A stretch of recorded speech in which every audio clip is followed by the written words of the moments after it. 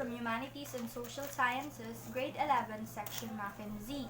So today, allow me to discuss or give you some ideas about Institute of Philippine Culture Study on Philippine Values. So by the way, I'm going to discuss this in Taglish or Tagalog English language. So to start, values are essential human concepts. A lot of different factors have shaped the Filipino values. And in the Philippines, mostly our value systems focuses on principles, aims, and conviction. Para sa kaalaman po ng lahat, ang principles po sa Tagalog ay ang antas ng kahalagahan ng isang bagay o gawain.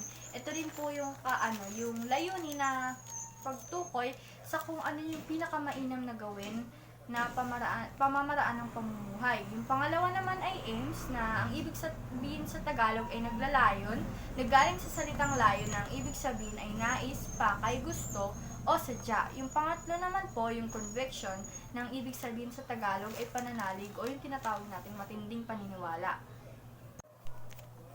What do you think are these values? What are the example of our social interpersonal values? So, to define social interpersonal values, it is a conviction about a certain behavior model that individual has at a given time and which is personally or in the view of society. It is preferable to another mode of behavior. I know you have a lot of questions in mind, so let's answer those. As I have mentioned earlier, values are essential and innate human concepts. And a lot of anthropologists and sociologists have defined values differently. Napakaraming anthropologists at sociologists po ang nagbigay kahulugan sa values. And allow me to read those. First, let's have F. Lando Lucano on 1999 that defined values as standards against which actions are organized and experiences are interpreted and evaluated. Second, we have John McKenzie in 2006 that says that values are culturally defined standards that people to apply, evaluate prestige, goodness, and attractiveness, and serve as a basis for social living. Another one is Jaime Bolata on 1963 that defined values as an object of a positive attitude or a goal or vision of which motivates him to action. According to Hunt, Green, Espiritu, and Quizimbing on 1998, values are standard used in the making of a decision. They can be classified as aims or goals towards something that an individual strives for. They can also be defined as a belief, conviction, or structural principles by which statuses are distinct and unequal in prestige. Obserbahan po natin at base na rin sa obserbasyon ko, umiikot lang ang mga pagpapakahulugan nila sa values sa tatlong bagay. Unang-una, nakabase ito sa karanasan ng tao. Pangalawa naman sa kung paano ang pananaw ng tao. At pangatlo naman ay nakabase rin ito sa kung ano ang katanggap-tanggap sa lipunan. And it is not just different factors that have shaped the Filipino values. Ano pa nga ba sa tingin nyo yung mga bagay na nakapagpahubog sa Filipino values? Isa na rito yung history, culture, traditions, at yung beliefs through times. Ibig sabihin na impluwensyahan din tayo kung ano yung mga pinaniniwalaan noon o yung mga katanggap-tanggap sa lipunan noon. Mga history at tradition na patuloy na humuhubog sa Filipino values. But according to Lynch, na yung ibang value system sa Pilipinas nakafocus sa principles, aims, and convictions. Dapat nating tandaan na hindi dapat i-consider as uniquely Filipino dahil may mga makikita tayong pagkakaiba sa individual values, lalo na kung ibabase sa social ranking at emphasis in life. Sinasabi na karamihan sa mga values na meron tayong mga Pilipino ay centered o nakafocus sa pagpapanatili ng social harmony o yung kagustuhan natin na tinatawag nilang matanggap o mabilong sa isang grupo. Ang mas pinapahalagahan ay iyong social approval. Dahil may pakialam tayo sa kung anong sasabihin o gagawin ng iba sa atin, ito yung mga bagay na malakas maka-influence sa social behavior ng mga Pilipino. According to anthropologist Leonardo Mercado, The Filipino worldview is basically non-dualistic o hindi nahahati sa dalawa. He also said that the Filipino want to harmonize the object and the subject while at the same time holding both as distinct. This Elements of Philosophy on 1974 by Leonardo Mercado, SPT. Florentino Timbrenza, a cultural philosopher, concludes in his book Filosofiyang Pilipino on 1982 that Filipino values are based on the significance of the world to a man. Life experiences dictate the philosophy of the Filipino. Ano nga ba ang ibig sabihin nun? Simple lang, sinasabi na ang values ng mga Pilipino ay nakabase sa kung ano ang kahulugan ng mundo sa tao at mga experiences o karanasan sa Tagalog ang nagdidikta ng kaisipan ng mga Pilipino. Dagdagan pa ng mga proverbs, folk sayings, folklores. Let's go and enumerate some of our Filipino values. Number 1 is pakikipagkapwa-tao. This is defined as shared sense of identity and consciousness of the other. Ito ang pagtanggap at pakikitungo sa ibang tao bilang kapantay katulad. It is treating others with respect and dignity as an equal, not someone below the individual. Sa simpleng salita, tinuturing natin ang bawat tao ng pantay-pantay at walang mababa at walang mataas. Pangalawa ay family orientation. This value is importance given to the basic unit of a Filipino.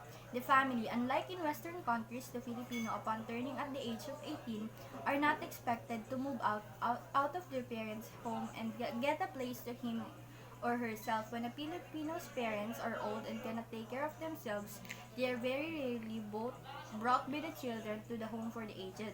And often this practice is looked down upon. Family lunches with a whole clan with up to 50 people that extend until the line of second cousins are not unusual. The Filipino puts a great emphasis on the value of family and being close to one's family members. Sa simpleng salita, tayong mga Pilipino ay masyado tayong attached sa mga family natin. Hindi tayo kagaya ng ibang western countries or mapa-eastern countries man. Pangatlo ay ang hospitality. Hospitality refers to the relationship between guest and host. The host entertain and give comfort to the guest while staying in the house.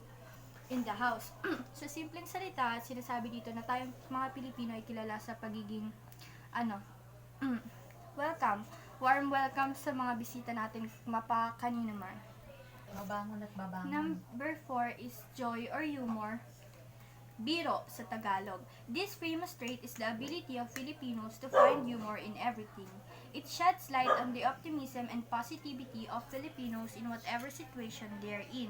So as to remain determined in going through struggles or challenges, it serves as a coping technique the same way a child who has fallen laughs at himself or herself to hide his or her embarrassment. Ibig sabihin nito, tayong mga Pilipino ay kilala sa pagiging likas na masayahin o positive thinkers, kagaya na nga nung mga napagdaanan nating bagyo o kalamidad, nakukuha pa rin nating mga Filipino na maglagay ng mga jokes o katatawanan kahit na nasa gitna tayo ng isang mahirap na sitwasyon. Number 5 is flexibility, adaptability, and creativity. Studies shows that Filipinos often have an aversion to a set of standardized rules or procedures. They are known to follow a natural clock or organic sense of time, doing things in the time they feel is right. They are present-oriented, which means that one attends to a task or requirement at the time it is needed, and does not worry about the future engagements. This allows the Filipinos to adapt and be flexible in doing the task at times not bound to a particular schedule or time frame. This allows them to think on their feet and be creative in facing whatever challenge or task they have been, even when it's already right in front of them.